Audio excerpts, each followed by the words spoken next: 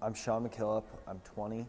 I was born in Chicago, grew up in Bloomfield Hills, Michigan.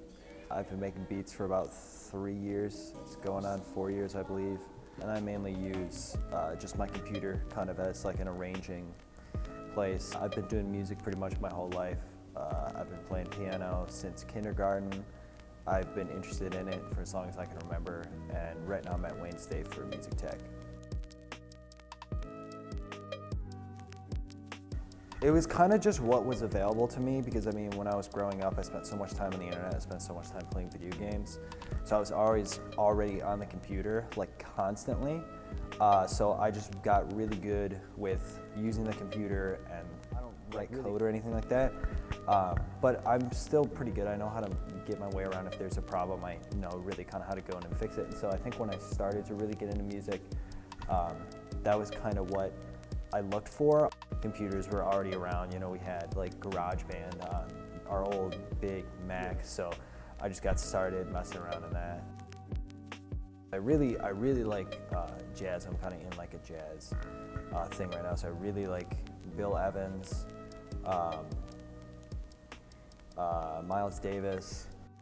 But as far as like what I make, like Madlib definitely pushes that for me. Also like Knowledge or like Mind Design, kind of any of the guys on Stone's Throw right now.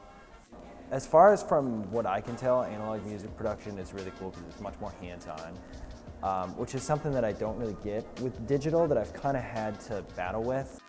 Analog was a lot more, it's a lot more touching of like buttons and knobs and really just like flipping all this different stuff.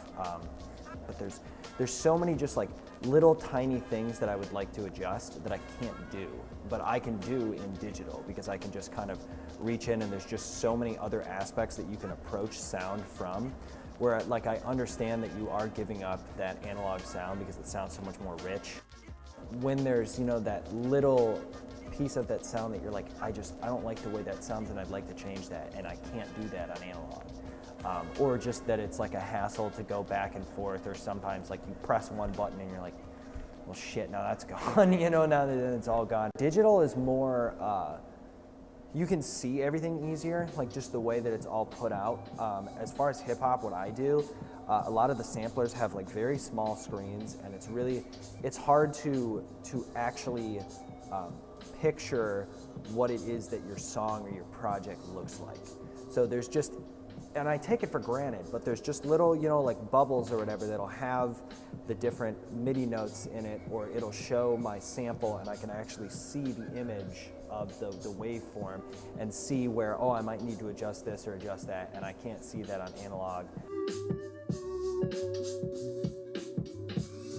It's a sound that you can replicate with digital, but not as well. But there are also a lot of different things, a lot of different sounds and textures that you can get within digital that you can't even hope to get with analog.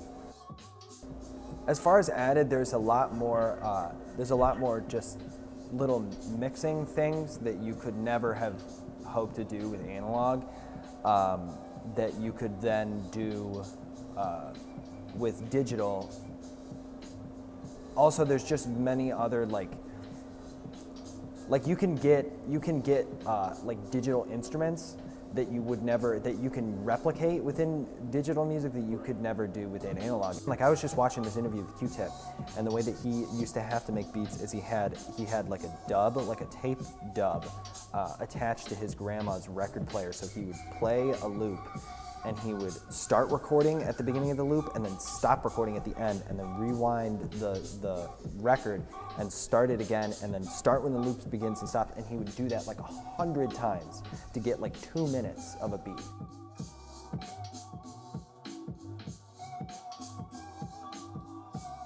Like everyone now is so ADHD about everything, and with digital it's just kind of like, oh sweet, well I can just do this, so then everyone does. And that's for the good and the bad, and the bad is that there's a lot of people making really shitty music, for lack of a better term, and it's just everywhere. But it has made it a lot easier for people who do care, so that is really cool.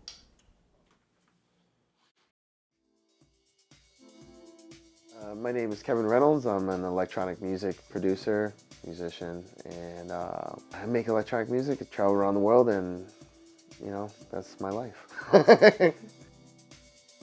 Me getting into analog music production, that was the only way available in the mid-90s, like early 90s, mid-90s. There was not many options. I mean, there was digital machines like synthesizers and samplers, but most of the time you were recording to tape. So I think my first experiments were with tape. When I was a kid, like I would tape, you know, do dub cassette tapes of, I would record Jeff Mills off the radio, The Wizard, and that was probably my first, you know, I took apart my grandmother's stereo, not to her wishes, but yeah, that was probably my first step. And then, yeah, like I said, there wasn't a choice when I started. My major inspirations, I would say number one for me, without a doubt, Kraftwerk. You know, the German band. Like, to Detroiters, there's Kraftwerk and then there's Prince. You know, at least for my generation before me and the generation probably a little bit after me, they were the best thing that you could listen to. Kraftwerk just blew my mind when I first heard it and first saw it.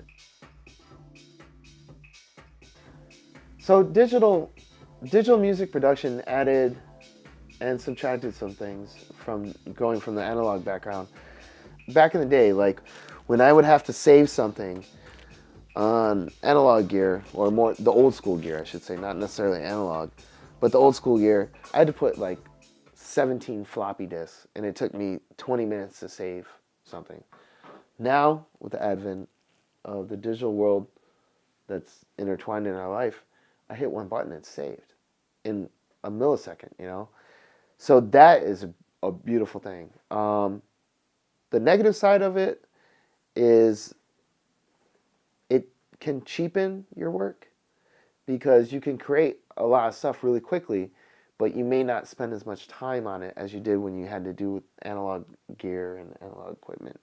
You know, if you cut that tape, back in the day when you had to use tape to record something, you cut it, it's permanent. You know, you could splice it, yes, but, you know, I mean, it's a lot more thought process. You know, here you can undo, click, boom, done. You're right back to where you were. So it can cheapen it in a way. The generation growing up right now grew up in a digital world, and I think the thing about the digital world is not tangible. You can't put your hands on it. You know, it's something that floats through your fingers, and it's a thought. Whereas analog, it's a, you know, actual physical manifestation that you can look out, touch, smell, feel, all that, you know? Creates memories that way. And I think the generation nowadays is kind of, they want that tangible. They want that that living, breathing thing.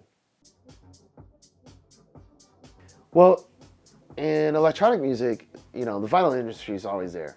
You know, I remember like when there was a shift, you know, I worked at a record label where we were selling units like 5,000 records, you know, 10,000 records, 20,000 records, no problem. And that was on the way down. Now, when the digital shift came in like about 2000, when the first, what was it, Napster, when the digital music started coming out, and it like crushed, you know, digital music came out and it crushed vinyl sales. Record shops are shutting down left, right, and center, especially here in Detroit, you know, where it's a vinyl culture. I think, but like I was saying before, with the generation now they are wanting that tangible thing. So vinyl sales are going up. You know, there's a lot of hype in the media that, oh, they're up, it's up, it's up. It is. I mean, you know, you see more people wanting to buy a physical product, you know, a hard copy, like you say.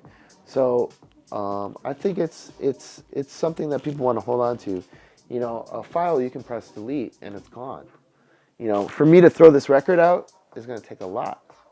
You know, it's going to be like, do I really want to put this in a trash can or sell it or whatever, you know? You think more about it. And when you purchase it, you think more about it too. You're like, do I really want to spend 20 bucks on this record? Because vinyl is not cheap. Do I want to spend 10 bucks, 20 bucks on this record? It must have some value. Whereas a digital file, it's like, I spent a buck or two. How much value does it have, you know?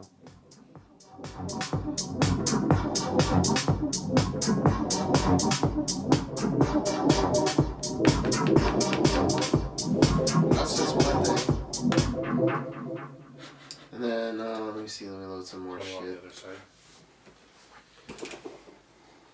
That song was called "The Abilene Paradox." It's about how people end up doing instead of group thing, they come together and they do something they didn't really want to do,